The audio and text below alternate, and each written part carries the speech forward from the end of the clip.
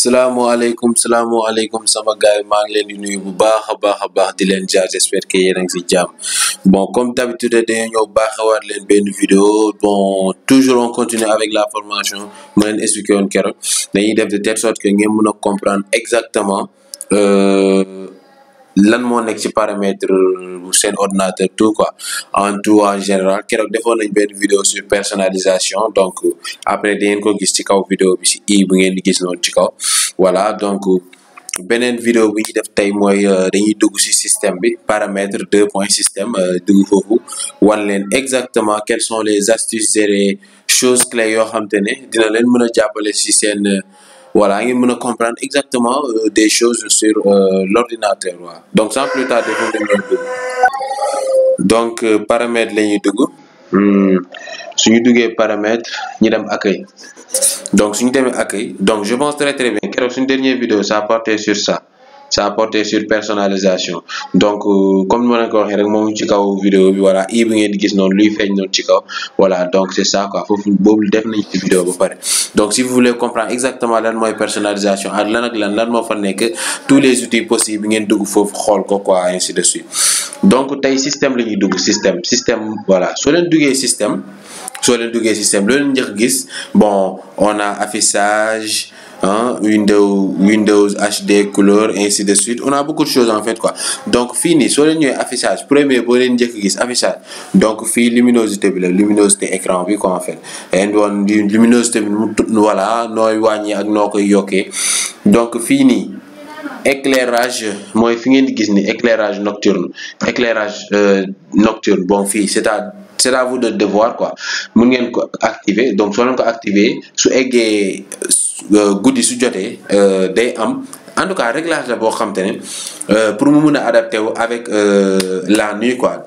guddi su jotee luminosité mu mun a wàññeeku c'est automatique quoi soo ko bëggee planifier fii ngay bës na ngay activer après nga activer ko maintenant quoi voilà du coup man ça m'intéresse pas c'est pour cela quoi mais soo leen ko bëggee def mode nuit comme des fois guddi su jotee luminosité bu wàññeeku mu adapté wu donc fii ngeen di ñëw ngeen activer ko donc ñi jàll soo leen ñëwee fii ñu ne leen paramètre Windows HD donc ça c'est pas baa ñu dugg xool je pense pas que c'est important de voilà exactement donc fii da leen di woon exactement seen appareil photo bi voilà ñu ne la am na lii ainsi de suite bon ça c'est pas assez important quoi en fait voilà important wul noonu quoi voilà donc ngeen di wàcc fii gis ngeen fii modifier la taille du texte les applications et d'autres éléments donc fii taille texte xam nga ban taille texte la taille texte en général seen ordinateur lu écriture yi fa nekk yëpp en général ban résolution lay nekk soit day nekk 100% wala soit day nekk 125% donc bàyyi leen ko comme lu ñu leen ko recommandé 100% moo gën quoi moo gën a neex a utiliser mais soo doon ko defee 125 imaginez-vous xaaral ngeen xool d'ici quelques instants gis ngeen écran bi day rëy donc bii bon je peux dire que pour ñoo xam te ne seen bët yi wala des fois dañuy gis bu baax mën nañ def résolution bi noonu voilà donc du coup man bon je préfère ma def ko 100% donc gis ngeen day dellu soit à 100%. voilà day dellu soit à 100% nañ ñëwaat fii voilà donc gis ngeen soo leen paree si bii ngeen ñëw résolution de l'écran donc ici résolution de l'écran fii mooy maanaam seen écran bi ndawaay bu mu ndaw quoi en fait qualité bi ndax je préfère ngeen bàyyi ko comme ni ñu leen ko recommandé parce que soo mën ngeen ko def mu tuuti exemple seen écran su tuuroo benn côté muy dem donc il faut ngeen xam noonu koy adapté donc du coup mën ngeen wàññi degré bi mooy espace écran baa ma wàññi ko ngeen gis ngeen su ma ko wàññi gis ngeen muy def est-ce que yéen a ngi gis moo bës rétablir mu ñëwaat donc gis ngeen mën naa ko wàññi ba 0 mën naa ko wàññi ba mu tuuti gis ngeen exactement est-ce que yéen a ngi gis bu baax voilà donc je bës naa rétablir xaar leen ngeen xool voilà donc gis ngeen donc fii ça dépend de vous yéenay xool selon seen ordinateur nu mu toll ak yéen noo leen ko bëggee voilà donc résolution de l'écran c'est ça day wàññi écran bi soit da ngeen daf koy def mu ndaw wala soit da koy def mu rëy ainsi de suite quoi en fait voilà c'est ça quoi donc orientation de l'affichage mën na doon portrait gis ngeen su doonee portrait day changer day tourner carrément à gauche gis ngeen donc ça moom voilà c'est à vous de voir donc soo leen ko defee portrait renversé gis ngeen ni muy mel day tourner voilà ma rétablir ko gis ngeen. donc ça dépend de vous quoi yéenay xool exactement yéen du leen arranger ngeen def ko y a portrait renversé y a portrait paysage renversé c'est à vous de voir. donc fonctionnalité yi nii ñaar yi nii yéen gis nii c'est pour en cas de besoin seen ordinateur su amee benn fissure wala mu am benn problème boo xam te ne c'est spécifiquement wala dina leen système bi rek moo leen si mën a jàppale parce que exemple sa benn côté écran bi su tuuroo mën nga wàññi écran bi de telle sorte que mu yem ci digg bi mën nga def écran bi de telle sorte que muy ñëw ci digg bi kese voilà ainsi de suite quoi tu pourras utiliser tout comprendre voilà donc ça c'est pas important se connecter avec un affichage sans fil donc lii des fois ça demande de la connexion et ainsi de suite su permet d'affichage avancé baa ñu xool voilà exactement gis nga soo leen duggee seen bureau bi soo leen duggee fu ma bës noonu di ngeen gis ni fii exactement dañ leen di woon la résolution de votre kii quoi ni ñu koy sax de seen ordinateur mu toll ainsi de suite fii moom ay caractéristiques et ça voilà ainsi de suite donc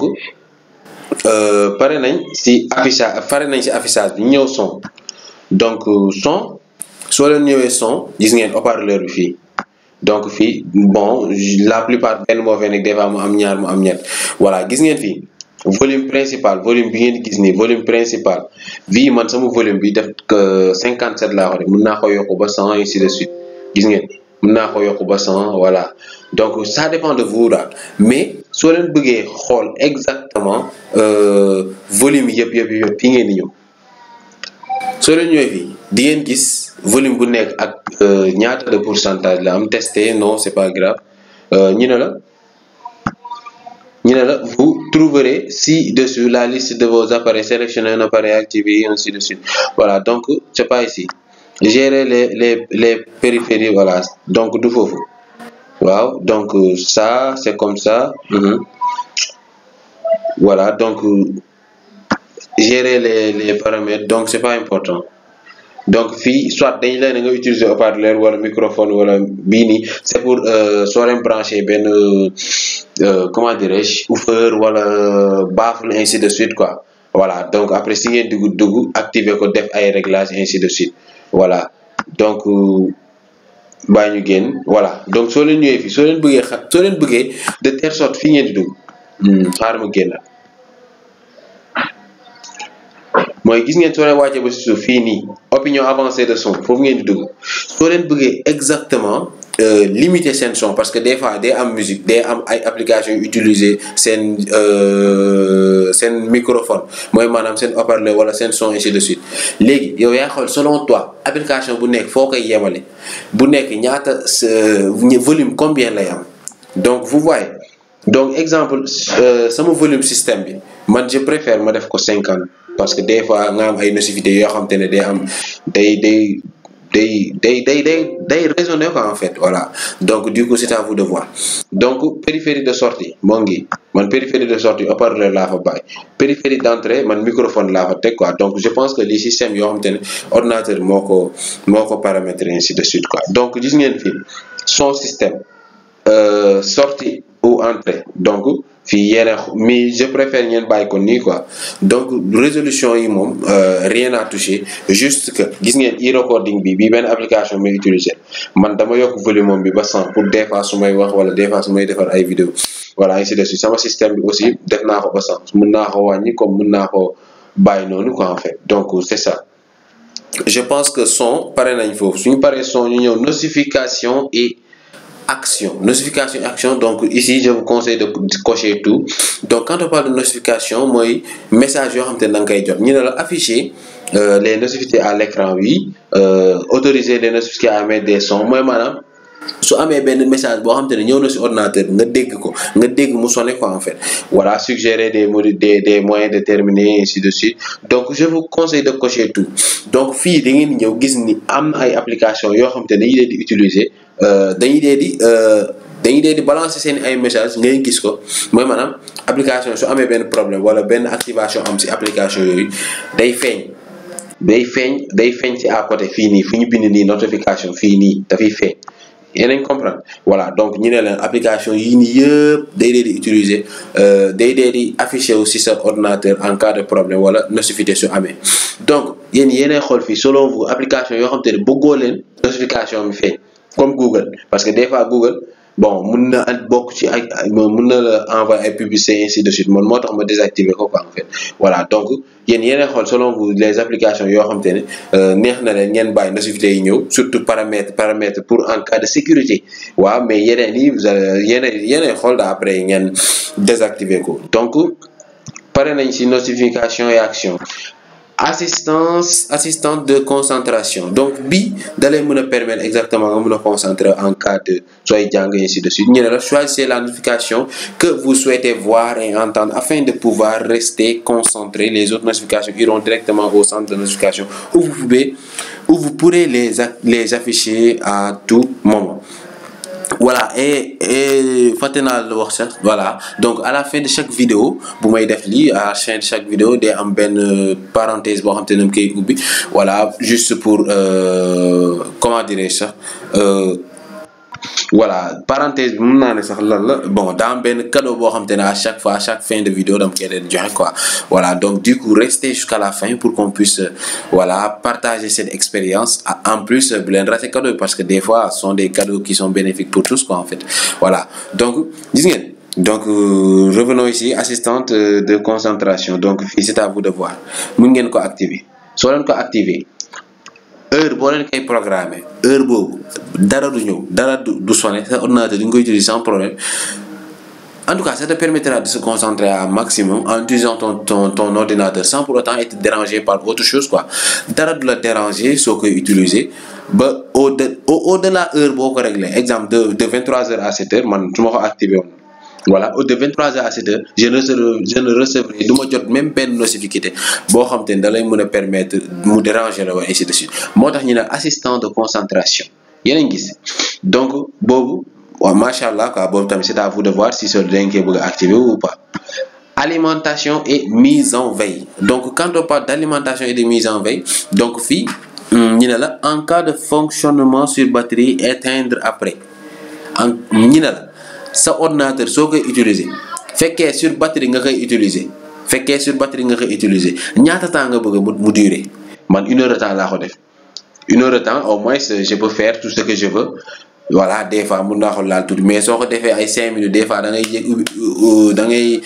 utiliser tuuti mu fayal boppam comprendre donc ñu ne en cas de branchement sur secteur éteindre après fekkee sur secteur nga ko branché. mooy fekkee da nga ko branché ñaata temps nga bëgg mu durer balaa moo fay balaa écran bi daal mettre en veille du fay carrément mais day fay quoi pour après yow soo ko laalaatee mu tàkk man 1 heure de temps laa ko def man j'ai tout fait 1 heure de temps donc fii mettre en veille wu écran l'essentiel lépp 1 heure de temps laa ko def quoi dama ko def de telle sorte que voilà du ma sonal ainsi de suite du ma toog di laal à tout moment ainsi de suite quoi voilà donc. paramètres yi nii su leen doyul mun ngeen ñëw fii paramètre d'alimentation supplémentaire à côté soo leen ko bësee da leen di diriger beneen page voilà donc ngeen ñëw fii mode de paramètres du voilà ainsi de suite fii mën ngeen changer fii voilà donc loo leen defoon fee moo fi nekk mais mode bi moo gën a complet voulez-vous restaurer non je ne veux pas restaurer modifier les paramètres d'alimentation avancée baa ma dugg ma xool voilà gis ngeen donc fii y a beaucoup de choses yoo xam te ne après vous pouvez voir selon vous yéen noo leen ko bëggee ngeen changer ko ainsi de suite quoi voilà donc en tout cas l'essentiel est que ngeen xool durée boo xam te ne mën ngeen ko def fii de telle sorte que vous pouvez utiliser votre ordinateur sans problème ainsi de suite quoi donc batterie nañu wàcc batterie bon batterie donc batterie bi gis ngeen. batterie bi déjà da leen woon ñaata % ñoo nekk sa batterie économiseur de batterie pour tirer le meilleur parti de votre compter les faibles limiter les notifications donc fii soo leen bësee tag day économiser wu mooy maanaam day wàññi doole boo xam te ne ordinateur daf ko daan joxe pour muy liggéey exemple benn ordinateur bi su daan liggéey à 100% soo defee économiseur de batterie 50% lay liggéey. dina liggéey di mais du liggéey lu efficace parce que lan day économiser ay données donc c'est à vous de voir soo leen bëggee ngeen activer ko soo leen bëggee ngeen bañ ko activer voilà donc fii activation l'économiseur automatique lorsque la batterie atteint donc man fii man 40% laa ko def su eggee 40% sama batterie bi mun na commencer économiser wu du coup comme ça ma mën a job normal mun nga ko def jamais mun nga ko def à 10% à 15% yaay xool 50% mun nga ko def toujours mooy maanaam na koy activer à chaque jour yow daal c'est à toi de voir ñu ne la est-ce que luminosité de l'écran plus faible lorsque l'économiseur de batterie est activé est-ce que da ngaa bëgg luminosité bi mu gën a faible non man bëgguma mu gën a faible donc du coup moo tax ma coché ko donc man mën naa ko décocher ainsi de suite c'est à vous de voir luminosité de l'écran plus faible lorsque l'économiseur de batterie est activé donc c'est à vous de voir fii soo nu ma ko activé nii su eggee 40% mooy économiseur de batterie bi durée bi day wàcc luminosité bi day wàcc day wàññeeku donc c'est à vous de voir soo leen bëggul luminosité bi wàññeeku mun ngeen ko désactiver aussi donc application yoo xam te ne yi di utiliser seen batterie da leen di wan exactement ban ak ban mooy day utiliser sa batterie lu gën a bëri ñu ne ma Google mooy utiliser samay batterie la plupart ñu ne la gis ngeen 41% c'est Google ainsi de suite application bu nekk day utiliser sa batterie donc yaakaar naa batterie foofu leer na stockage gis ngeen day wan exactement stockage bu nekk seen ordinateur voilà donc à l'affiche fii ci kaw dañ ne l'assistant de stockage peut libérer de l'espace automatiquement en supprimant les fichiers dont vous n'avez pas besoin donc bi je vous conseille ngeen activer ko si ça vous plaît su leen neex ngeen activer ko parce que bii da leen me permettre ngeen mën a supprimer mooy maanaam day libérer espace boo xam te ne soxloo ko sa ordinateur voilà donc surtout corbeille bi des fois corbeille bi day diis day dem ba ay giga supprimer wu lu fa nekk donc dala koy supprimer sans problème day génnee loo xam te ne lépp soxloo ko mbalit bu nekk sa ordinateur bi yëpp moom moo la koy supprimer voilà donc du coup des fois tamit inconvénient bi lenn la soo leen soxlaa dara loo xam ne sànni ngeen ko ci corbeille bi soo leen ñëwee fekk assistant bi sànni na ko donc voilà donc jaru ngeen numéro voilà donc je préfère tamit jéem a xool daal soit ngeen activer ko wala ngeen bañ ko activer ñoo xam te ne ñuy gaaw a dugg corbeille mun ngeen ko activer comme ça mu leen di defal le travail voilà ainsi de suite donc gis ngeen application et système fichier temporaire voilà ainsi de suite donc soo duggee fii sax bu nekk soo bësee di nga gis le nombre d'applications yooyu ñoo xam te ne ñoo ngay utiliser ak bu nekk nu mu toll ainsi de suite quoi donc c'est ça voilà gis ngeen afficher l'utilisation de stockage sur les autres lecteurs donc modifier l'enregistrement de nouveaux contenus ba ma dugg foofu moo leen voilà donc exactement gis ngeen fu ma dugg nii modifier l'emplacement d'enregistrement de nouveaux contenus donc ñu naan les nouvelles applications sont enregistrées à l'emplacement gis ngeen man ñaari disque dur la C ak F ñu ne la est-ce que yow da nga bëgg application bu ñëw mu dem ci disque dur C wala D wala F donc man C laa ko def nouveau document enregistré où C ou F man C laa ko def ñu ne la musique ainsi de suite photo nouveau film emplacement hors connexion en tout cas daal fii mën nga modifier selon yow nu mu la neexee mën nga def benn disque dur boo xam te ne spécifiquement pour document am benn disque dur boo xam te ne pour film ainsi de suite musique donc c'est à toi de voir ici lépp loo fi def loo xam te ne dina la mën a arranger nga mën a organiser son ordinateur sans problème donc je pense que ici c'est clair donc optimiser option de sauvegardement donc yii yëpp c'est pas important loolu yëpp ordinateur bi réglé na ko bu yàgg quoi en fait voilà donc des fois bii day laaj connexion voilà donc du coup je préfère comme ni ma leen ko expliquer rek voilà mode tablette ici on n'a pas grand chose à dire amuñu loo xam te ne dañ ko wax lu bari juste que ngeen bàyyi ko modèle bu mu nekk voilà donc mode tablette day doon modèle boo xam ne day ndaw lorsque je me connecte mode tablette day ndaw voilà permet d'optimiser votre appareil à l'interaction tactile de sorte que vous n'ayez pas besoin d'utiliser un clavier ou une souris voilà donc c'est à vous de voir ici lépp loo xam te ne mën ngeen ko def soit ngeen def ko ne jamais mais je préfère ngeen bàyyi ko mode approprié de l'appareil nu mu mel ngeen bàyyi nu mu mel noonu quoi en fait après mode tablette c'est à vous de voir su leen neexee ngeen basculer ko voilà multitâche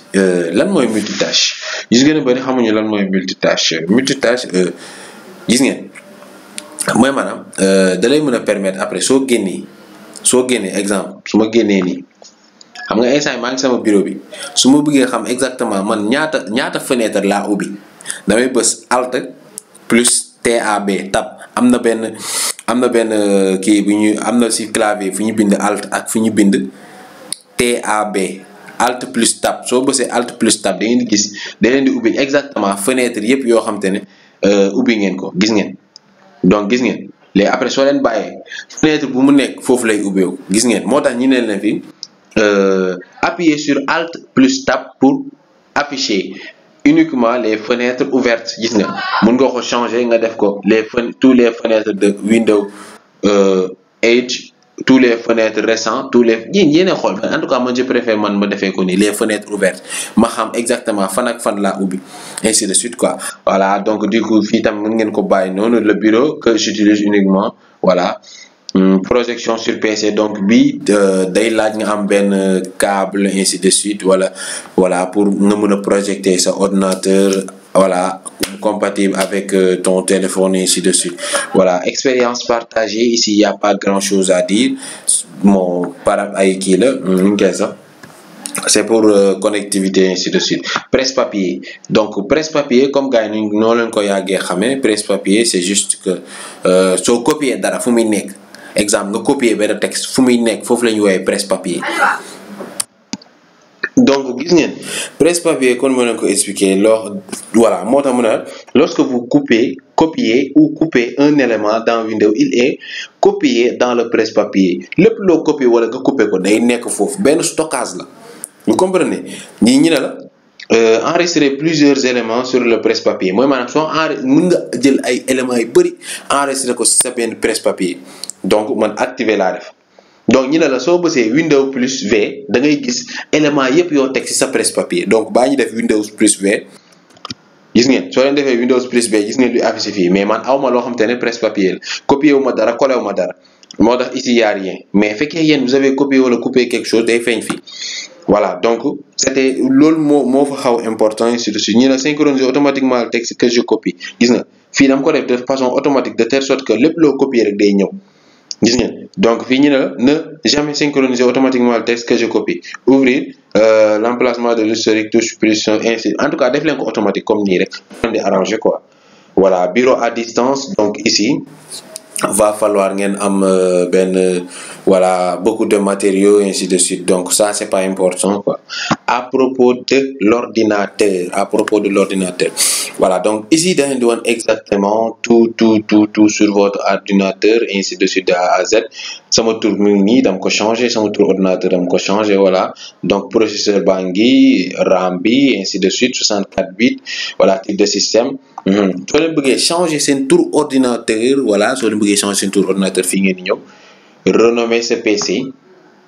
soo leen bësee renommer ce PC après du coup si vous avez des modifications à faire ngeen dugg ngeen modifier ko comme nu mu leen neexee après ngeen tëj voilà donc c'est ça donc voilà donc c'est ça donc je pense très très bien que pare nañ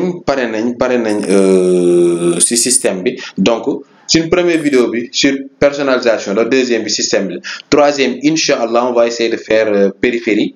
voilà périphérie quoi inchallah parce que bu nekk dañ ci bëgg a def benn vidéo expliquer leen étape par étape quoi en fait voilà donc la surprise voilà donc surprise bi Google la ñuy dugg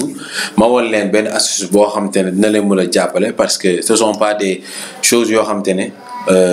parce que ñun suñu cadeau yi doonu ay cadeau yoo xam te ne ni dem doon voilà loo xam te ne daal da leen mën a enseigner mën a jàppale moo tax tout le temps on fait des recherches pour vous servir quoi en fait voilà donc sans plus tarder dañuy ñëw fii taper 10 FS voilà gis ngeen di fast fingers donc avec fii nii benn site la boo xam te ne da leen mën a permettre nga mën a jàng saisir ñoo xam te ne mënuñu saisir ñoo xam te ne ñoo bëgg jàng saisir site bii ne la mën a jàppale ngeen mën a saisir beaucoup de choses donc bii ngeen di bës bii nii premier lien bi ngeen gis nii soo leen ko bësee page d'accueil bii la leen di andi donc d'abord des fois dañ laaj nga connecté wu ainsi de suite voilà donc page d'accueil bi la lay andi mu ne la faire une compétition wala faire voilà un test da nga bës faire un test soo duggee faire un test nga patienter voilà gis ngeen voilà donc du coup patienter leen tuuti rek langue bi mën nga ko changer fii nga def ko français voilà soo ko defee français ba pare voilà donc soo tegee souris bi rek da ngay commencer taper je nga bind lui nga bind sama ordinateur bi xaw a yéex ainsi de suite mais patienter leen ngeen xool voilà en tout cas daal application boo xam te ne da lay mën a permettre nga mën a saisir da lay jàngal ngay saisir quoi en fait gis ngeen terme m gis ngeen te soo leen pare après da leen di won après score bi quoi en fait bon en fait man dama nekk di bind nii rek pour wan leen quoi mais gis ngeen à chaque fois soo leen defee benn faute da leen koy corriger da lay wax nga reprendre mot bi voilà en tout cas application bu site bu nice la voilà donc c'était ça que j'aimerais partager avec vous donc patientez peut-être un peu après di ngeen gis score bi voilà di ngeen gis score bi comme ma leen ko expliquer entrée voilà gis ngeen entrée dama def faute moo tax sortie donc est-ce que gis ngeen compte à rebours moo ngi dem donc gis ngeen taxaw na temps bi jeex na temps bi su jeexee dañ leen yow t'as tapé 19 mots en 1 minute donc sa capacité bind sa capacité saisir 19 mots la quoi sa capacité saisir 19 mots la en 1 minute 19 mots rek nga mën a saisir donc am na ñoo xam ne ce sont des experts dañuy bind ay 100 mots par kii quoi en fait par minute donc gis nga ñu ne la mot ñu fii xam nga fii la comment dirais-je précision donc sama précision de frappe de taper kii la 84,55% au moins man lu may bind xam naa c'est précis quoi en fait voilà moo yu ma trouvé 18 la 3 la faussé donc application la boo xam ne dina mën a jàppale ngeen mën a jàng saisir voilà beaucoup de choses donc mu ngeen wàcc fii ngeen def compétition wàcc voilà ainsi de suite en tout cas application baa ngi voilà foo leen ci dugg leen ngeen xool beaucoup de choses à faire voilà donc c'était ça voilà donc n'hésitez pas à vous abonner, à liker cette vidéo. Donc on se retrouve prochainement pour une nouvelle vidéo, Inch'Allah. À bientôt et merci.